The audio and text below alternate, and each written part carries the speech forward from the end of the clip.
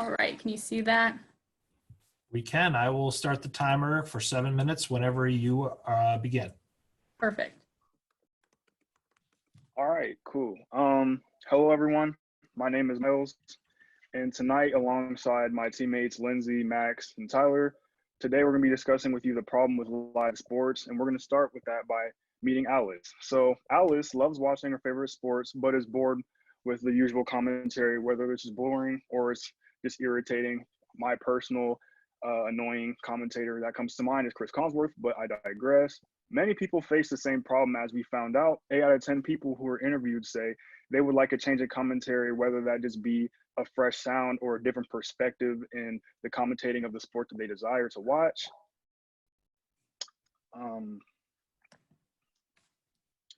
So today we bring to you Live, a new way to watch your favorite sports and shows.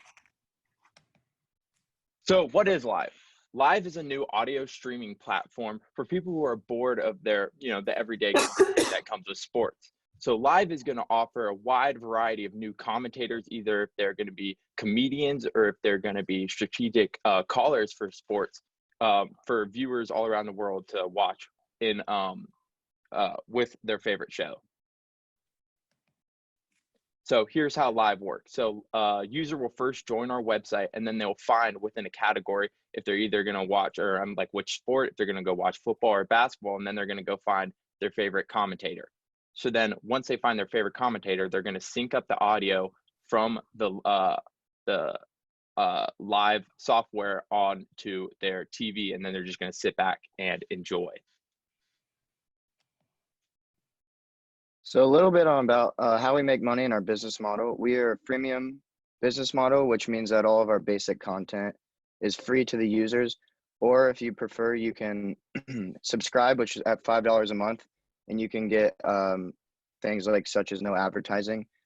We also will be running advertising from other companies on our platform. This will generate most of our revenue. And then a little bit how we get off the ground, we can use celebrity endorsements. In our marketing budget, we set aside $25,000 to be able to get people that are in this market already, such as Barstool Sports, or other people to get produce content on our platform. And then a little bit about our costs. We make 62% gross margin. And then our cost of operations is $370,000 a year, which includes 3 software engineers, marketing staff member, office space, data storage cost, and so on. Our break-even costs, we would need $596,000 to break even, and we can achieve this by having only 120,000 customers or subscribers at $5. That's without any advertising. If we had advertising alone, we would only need 5 advertisers on any given month for a whole year, and this would get us $680,000 in revenue, which is already profiting us with no paid subscribers. We paid $1.90 to acquire a customer, and then for our lifetime value of that customer, we did an average of people that are paying subscribers and non-paying users, and this averages out to $6 we get from one customer for the whole year. And like I said, in the end, advertising alone, we would make $85,000 in profit after operation for a full year. So when looking at our unfair advantage, here's why we will succeed. Our platform Live offers a wide span of commentators. This is an advantage that has not yet been seen on other similar sports broadcasting platforms out there today. Our platform is not limited to the hired professionals such as Chris Collinsworth, seen on ESPN or other large sports sites. People want to commentate sports and listen to entertaining commentators, but don't currently have the platform to do it on in today's world, and we are bringing them exactly what they're looking for. Additionally, Live will succeed as we offer the easiest playback options. We allow listeners to save playbacks longer than any other streaming service currently. Our subscription users can save playbacks as long as they want, up to 5 gigabytes in storage. And our non-paying customers will be able to see our featured playbacks on our main page. For instance, on Sunday mornings, we might have the top playbacks of the week on our main page, and those non-paying customers can see those for free. So with our wide span of commentators and the easiest playback options, this gives us a leg up against our competitors in the market today. The future is bright for Alice and people all around the world that face the same inconvenience and are willing to invest time and money into experiencing better entertainment. Alice will no longer have to go on and suffer from boring or incorrect commentary. Every time she logs onto our platform, she'll be able to choose the commentator that she wants to listen to, as well as she could commentate if she would like. We know we'll be successful as we've seen this type of business model work in similar businesses today, such as Twitch and Barstool Sports. As Tyler stated earlier, in our first year, we are going to hit break even and be profitable. So we know we are confident we're going to have a successful future ahead of us. We wanted to show you a little bit of our Facebook ad, as this is where we got a lot of the numbers for our calculations and assumptions, and we are happy to refer back to this later if there are questions. But with that, we want to thank you all for listening. We'd love to open the floor to any questions. All right, for this round, we will start with Professor Hyman. Absolutely, and I'm going to ask the same question, and I know you're ready for this because it comes up several times, can you talk a little bit more about the actual legality and the validation behind your knowledge of why you won't have to pay licenses to sync up with live broadcasts? Yeah, I can take this one over. So there are other companies that do the same thing in other like YouTube channels, but in actuality, we're not showing any of, let's just say the NFL, we're not showing any of their footage and we're not actually using any of their audio. All the audio that is streamed on the live platform just comes from the commentators themselves. So as long as they don't have any background noise from the games, we are actually in no legal trouble from the NFL or any of these other major broadcasters because we're not actually showing any of their footage. We're just talking about it. To add on to that, essentially the question gets answered by people not understanding necessarily how it works. So you're essentially just putting your phone connected to a Bluetooth speaker, on your desk while your TV is on with the game, and you're listening to someone else talk and commentate the game. But the whole experience that NFL or NBA is producing to you isn't hindered on their side. It is just us adding on to their experience, which shouldn't cause any legal concerns. Okay, I've got the next question here. There were a couple of questions that all drove at the same thing. Questions about chicken or egg, questions about how you acquire talent, how you onboard if you're gonna have the right mix.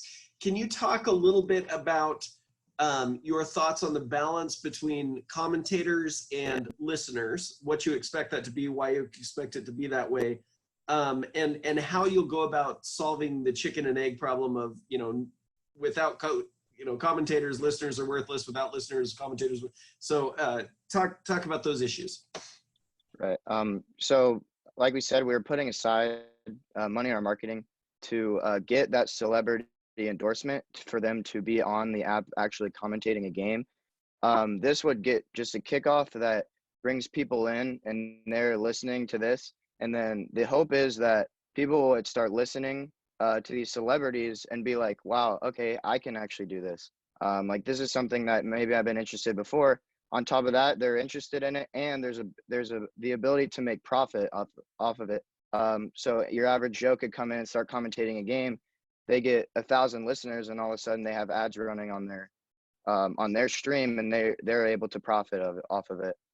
So we thought, just in general, the idea of the accessibility of it would bring people in, along with the celebrity endorsers, obviously. Okay, thanks. Okay, there are some questions that I'm seeing. This seems to be my question to ask today about validation. How do you know? What makes you guys confident that the numbers that you showed us, fairly big numbers from the advertisers that are paying you, what makes you think that those are achievable? What have you done to validate that? Yeah. Someone else can take this. I'll start off. If you could go to the Facebook slide, Lindsay. Yeah. Yeah, so we basically just pretty much flipped our Facebook ad onto what we can charge for advertising. So in a month, we can, based on how many users we would project to have, we would say that can charge each user or each advertiser a $10,000 a month, based on having a reach of, I forget our reach, but our calculations showed that based on that we can charge $10,000 a month. If any of you guys have any more data on that. So I'll have to ask a quick follow-up because I Yeah. know this is part of what they're driving at. Michael Krager said, do you know a lot of advertisers who spend $10,000 a month on something like this? So what have you done in terms of validation about those specific targets, right? Who are those big spenders, and how do you know they're interested in your idea, in your product? I can kind of speak on this one. So for a lot of us that have Instagram, we've been seeing, or at least for the male audience, we've been seeing Manscaped, which is a new razor, and they've been pouring, millions and millions into marketing. And so those types of marketing teams that are focused more on like sports, but aren't kind of the ones that want to be on the NFL or kind of go all the way up the chain, the ones that look more for Instagram, Twitch, and Barstool to go advertise, they're the ones willing to spend the big dollars to directly get the specific audience they're looking for. So I know they're a big one. There's also an app, I think Quib has spent over $500 million on marketing around this year just to launch their app. So there are a lot of new companies out there trying to get the younger audience, and especially the more tech savvy ones, to get their products. Great. David, I think we'd have time for one more if you have one.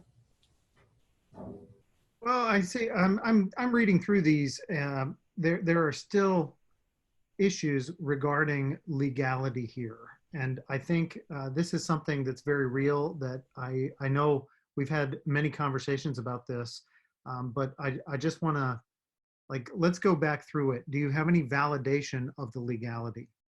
I can give examples of other people that kind of do the same. There's a YouTube channel called Pretty Much It, and their main just kind of whole channel revolves around showing snippets of their audio broadcast, which they do, where they actually take movies and TV shows, and they do the exact same thing. It's two comedians. They sit down, they broadcast their audio, and then they have people pay $6 or $10 per movie to get that audio, and then the person would then go and then watch the movie in sync with their audio. There's also Mystery Science 3000. I don't know if I'm botching the name, but that's also kind of to give an example, except they probably pay a legal fee to get the rights to the movie, but just showing you Pretty Much It is a YouTube channel that does the same thing that we would do.